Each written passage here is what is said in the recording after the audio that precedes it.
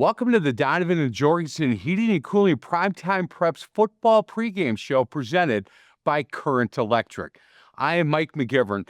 Thank you so much for joining us. So week 9 of the high school football season is here.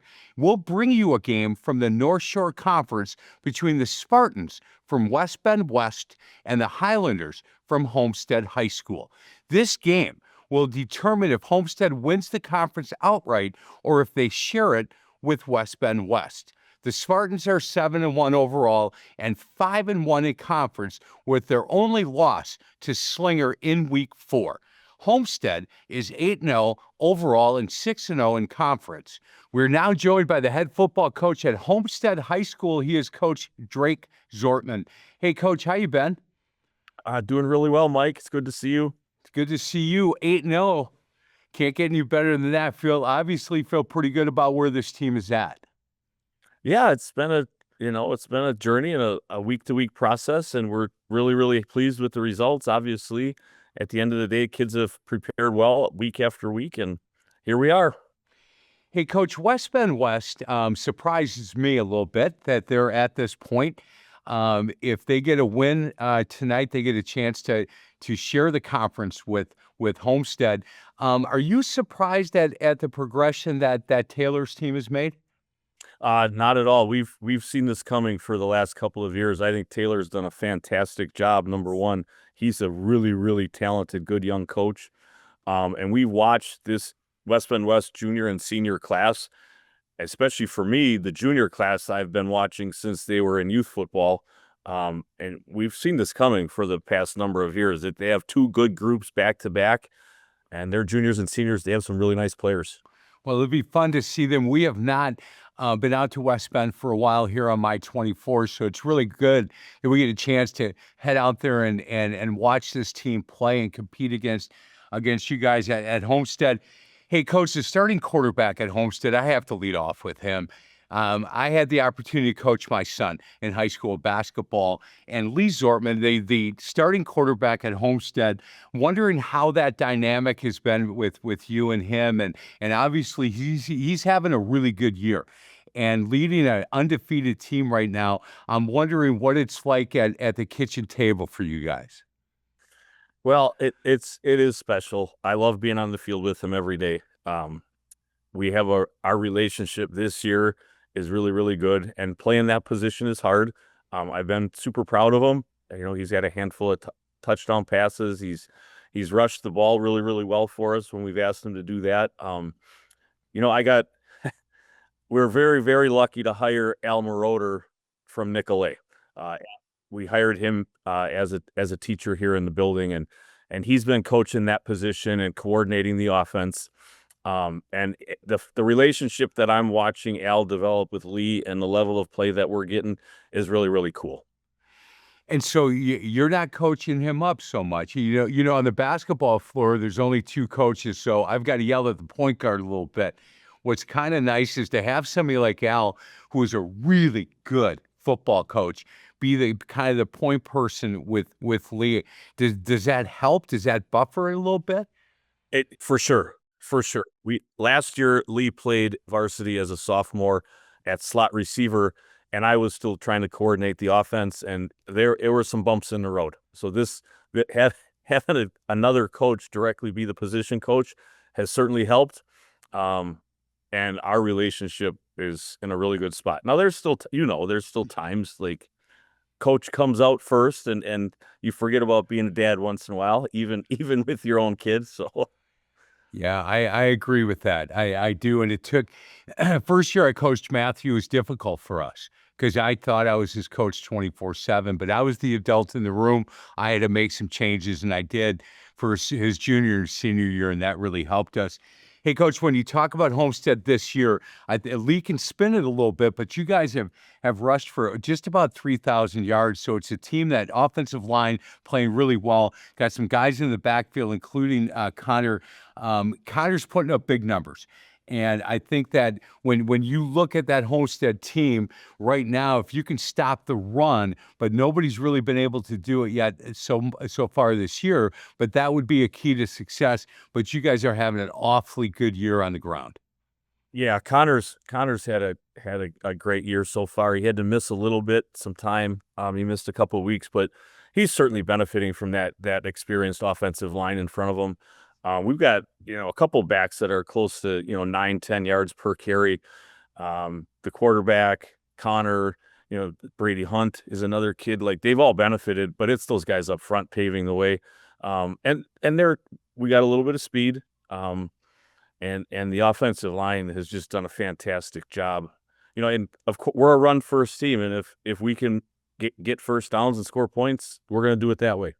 Yeah, and I think when you have an experienced offensive line, it certainly makes the quarterback's job just a little bit easier, and the trust that he has in that line.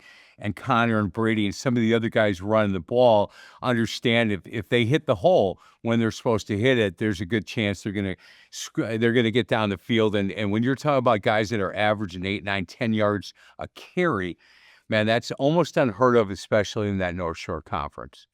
Yeah, and you know, this game against West Bend West, they got some really nice players on defense. Those two inside linebackers, number 0 and 6, really good players. If 51 comes over and plays defensive tackle, I know he's a starting O-lineman. That Banks kid is stout in there. So we're gonna have to do a good job to be successful in this game. Well, all hands on deck for this one. So whatever he has to do to try to get the win. I've got a feeling you're going to see some guys on the defensive side maybe you hadn't seen before, and certainly some offensive players and maybe some plays that they haven't run a lot this year that they've been holding up for that Homestead game is what I'm thinking. But I just don't think they're going to come out real vanilla this week when they get a chance to tie for a conference against Homestead. Hey, defensively, Brady Stammer is a kid that's leading you guys in tackles. He is a senior linebacker who really fills the hole. And is he the leader on that side of the ball? Brady's an outside linebacker, and he sets the edge really, really well. He spills pullers, he squeezes down blocks really, really well. He's done a nice job. He's got a couple interceptions, I think, this year. He's leading us in tackles. The leader is the guy in the middle, Blake Wickman, number 7. I think he's probably our second leading tackler, but Blake is the one that really, he's the general out there. He's making sure everybody's got in the right spots and doing the right thing. Well, I love that. Hey, later in the show, we're going to be talking with Micah Adams, who runs your youth program. And when I talked to him, I've known Micah a long time. He said, hey, what do we want? And what are we going to talk about? And I said, well, the AAYFL Spotlight, we'll talk about the youth program. And he stopped me. He said, look, can we talk about how tied in not only Drake, but that entire staff is with our youth program? And that's the reason we have the kind of success that we have. And I said, absolutely. You believe in that it's all one group, right? The youth program, and as you develop them to play at the high school level, not everybody feels that way, Drake. And I know you put a lot of time in the youth program. Oh, for sure. And Micah used to be on the high school staff with us, and now his son is 5th grade, so he's stepped away and he's leading our youth program, and he's just done a fantastic job. And we've kind of, we've rekindled the relationship and really, really made it even stronger now with, because he knows exactly what's happening at the high school, and I know exactly what's happening with our middle school guys, and we've really come together nicely, and it truly is a whole program. A couple Saturdays ago, it was a classic. Our kids are getting older, and my wife and I, we looked at each other and we're like, okay, off to the Cardinal games. Here we go. all day watching youth guys, and it was great. You got to love that. Hey, Coach, thank you so much for the time. Good luck tonight. We're going to get to a break. Other side of the break, we'll be joined by Coach Taylor Ripplinger, the head football coach at West Bend High School. West Bend West High School. This is the Donovan and Jorgensen Heating and Cooling Primetime Preps football pregame show presented by Current Electric, only on My 24.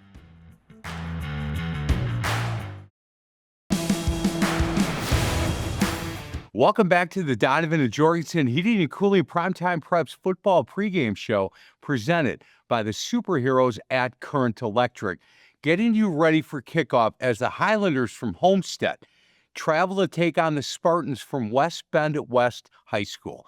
We are now joined by the head football coach at West Bend West. He is Taylor Ripplinger. The Spartans are 7-1 overall and 5-1 in the North Shore Conference. Hey, Taylor, it's good to see you. How you been? Doing great. Thank you for having me. Yep, congratulations on a really good year so far. Let's start a little bit. 4 years you've been the head coach at West Bend West. It takes a while to take a program that was struggling and get them to where you guys are at. Time-wise, is this about what you thought it would take, or is it a little quicker maybe than you thought? Yeah, definitely quicker. It's something that when you start, you don't know how long it's going to take to rebuild, and a lot of it is just investing in these players. And credit to them, and they bought in, and that's kind of why we've seen the results we have quicker than anticipated. Is they really got to work, and they got to work quickly. And their off seasons have just gotten better and better. And practices are getting better. Multi-sport athletes. It's really starting to grow for us. Hey, Taylor, your background, where did you go to school? Where did you play? Things like that? Yeah, I grew up in Neshota, Wisconsin, so that funneled into Arrowhead High School. Yep. So I attended there and graduated in 2013, and then I went to college at UW Oshkosh, where I played football there, and finished up there in about 2019. So stayed local for the most part. So who'd you play for over at Arrowhead? So I had the pleasure of having the late great Tom Taraska for a couple of years, and then Greg Malling took over as head coach my junior season. So I had him for about 2 years. And then went up to Oshkosh with Pat Cerrone. Man, those are, well, two of the three would maybe belong up on Mount Rushmore, right? Yes, absolutely. With Cerrone and certainly Coach Taraska. He is really missed. And I had him on my radio show after not knowing him at all, but watching him on the sidelines. And the first break, I said, "You're funny? I can't believe you're funny. I've never seen that side of you." And he goes, "Man, I'm hysterical. Everybody knows it." And I said, "I did not know that." And he is so missed in the high school world. Hey, Coach, if another young coach comes to you and says, "Hey, listen, you took over a program that was really scuffling, and in 4 years got a chance to share a North Shore conference. How did you do it?" And you had talked about investing in these kids, but it's more than that. I believe that. What kind of steps would you tell somebody who's taking over a program that's struggling, and how to get them to be a little bit more successful? Yeah, I would just say learn from absolutely anybody and everybody you can. The biggest thing that I think I did was, I kind of didn't have the coaching experience you could call prior to taking over. I was only an assistant coach for 2 years, and I got this opportunity, and so it was kind of like treading water. And I reached out to any coach that would be willing to help me out. I met with quite a few of the great ones in the local area. Got to sit down, talk with them, learn about culture, learn about how they do things. I made stops over at Sussex Hamilton. We made stops over at Grafton. We just talked to all these coaches that have done things really well for a long time. And if you go into the room and you just admit, "Hey, I'm really good at this," but you also admit what you kind of need to learn, it's going to kind of provide a lot of success. So, making sure that you're willing to take something away from everybody. Boy, that's really good advice, Coach. And I wish that more young coaches would have that same opinion. Like, look, I don't know everything, and I need some help, and I'm going to talk to the guys that might know and might be better coaches than I am. And I appreciate that knowledge. Hey, when people are watching this game as you guys compete against Homestead, let's talk about some of the players that have really done well for you this year. I want to start with that junior quarterback, Colin Grass. Boy, I tell you, he's running that huddle, and he's having a really good year for you guys. Yeah, he's a leader. And he's that captain, that kind of general we need back there, kind of navigating the offense, making sure that things are going the way we want it to. We know that a lot of the stuff that we ask of him is just to kind of control the tempo, control the pace, identify stuff that he's seen defensively, and then when we need to call on him to make a pass or make a throw, he can put it pretty much wherever he wants. He's got a great arm strength, great accuracy. He's really a special talent, and he's one that we haven't. I'll say the stats and the numbers aren't eye popping, but everybody here knows exactly what he can do and what he's able to do week in and week out. Boy, I think that gives you an advantage, right? If people just look at stats and go, "Okay, he didn't throw the ball all that much," and then all of a sudden you come out and throw it 20 times, that's such an advantage for him, Coach. And in the backfield, Noah Reinhardt, senior running back, over 1,000 yards and 8 touchdowns. He's having a really good year, and he's a tough kid. Yeah, he's a special person, and he's one of those guys that he'd be the first one on the sideline cheering if somebody else is in, and he is the most selfless player that I can speak to. And he's been about a 4-year starter for us. He came in when we started this whole thing as a freshman and saw some time on varsity, and it's kind of been his backfield ever since. And he runs very hard, and his best attribute is his blocking ability. When we go to and want to pass the ball, he's willing to step in there. He'll take on D linemen, linebackers.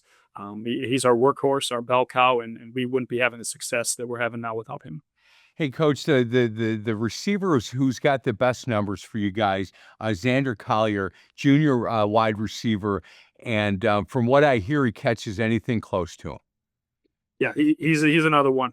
We're very blessed to have just really good players and really good athletes, and he's one that just he wants to perfect his craft, and he works so hard on it day in and day out, and off season, and football is his goal and his passion. And whether if he drops one pass, he'll sit there at practice and he'll go until he catches 100 straight.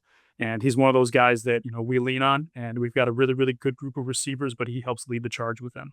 Hey, on the defensive side, and you know what you're getting into tonight, right? If you look at the numbers, you know that Homestead's rushed for almost 3,000 yards, and similar to you guys, don't throw the ball a ton and count on that offensive line, and they've got, 2 or 3, maybe 4 running backs that they hand the ball to. And Sean McElroy is a kid that leads you guys in tackles from the linebacker side. He's going to have a really good game, and I think defensively they're going to have to trust each other, and they're going to have to make sure that they understand what they're going to see tonight. And I'm sure they're ready for that. But he's a kid that really leads that defense. Yeah, we talk about he's another coach out there for us. His job, he gets everybody lined up. He's kind of the voice and the spokesman out there, and he sees adjustments. He comes back, he comes off to the sideline, he talks to us on what he's seeing, what he's reading. And the big thing, for tonight is just eye discipline. He's got to make sure that everyone's got, doing their job. Don't try to do somebody else's, because it's a very tough offense to defend that Homestead runs, and you got to be able to trust and trust that the guy to the right of you and the guy to the left of you is going to be able to take care of business. Taylor, I really appreciate your time. Look at guys like me that sit in a radio station or sit in a TV studio didn't see this coming this quick. So you know what? I'll take the blame on that. I should have seen it coming, but I didn't. And I congratulate you, your staff, your players, and community. Get a chance to share the North Shore Conference with a win tonight against Homestead. And it's really good to meet you and keep up the good work. When we get to a break, on the other side of the break, we'll be joined by Micah Adams. He's the president of the Mequon Theinsville Cardinal Youth Football Program in our AAYFL Spotlight segment. This is the Donovan and Jorgensen Heating and Cooling Primetime Preps Football Pregame Show presented by Current Electric, only on My 24.